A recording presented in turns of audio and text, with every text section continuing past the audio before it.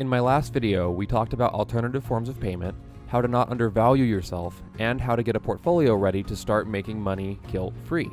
The one thing that I purposefully neglected to talk about, however, are game jams. A game jam is where you make a game as fast as possible. Development cycles on these I've seen range from a day to a month on average, but I have seen them go as fast as an hour and sometimes as long as 2 months.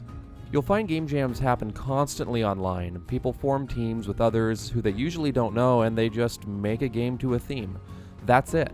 That's a game jam. You share them all when they're over, and sometimes there will be a ranking on the best games on different categories, and other times they're just for fun. But the thing is, any team that's really serious is going to be looking for custom music and sound, and that's where you come in. I said before that if you're worried about not having your music in a game, you need a way for your music to be in a game without being devalued, and game jams are the perfect place to do this. So there are two main types of game jams, online and in person. Many game jams happen online, and these are the ones that you can use to just get stuff out as fast as possible. Check out itch.io/jams. Here they have a calendar of all currently running and upcoming game jams. They allow you to form teams on their site, and if things haven't changed since I used it, it allows you to automatically join teams who are searching for specific disciplines. You write music to the team's specifications, you get a personal attachment to the music, and your music is in a tangible game at the end. And you meet the devs in the process, you're forming connections, it's a great deal. If you can't make it to an in-person jam, online jams are definitely the way to go.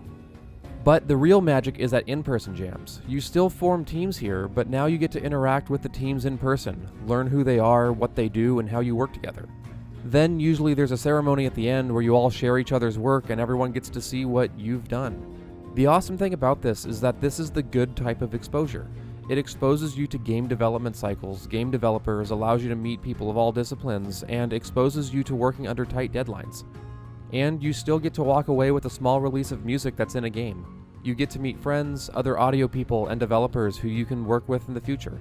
I've seen teams from game jams go on past the jam to make high-profile indie games pretty often. In addition to this, in-person jams will often have mentors to help you through things, ask questions, or get feedback.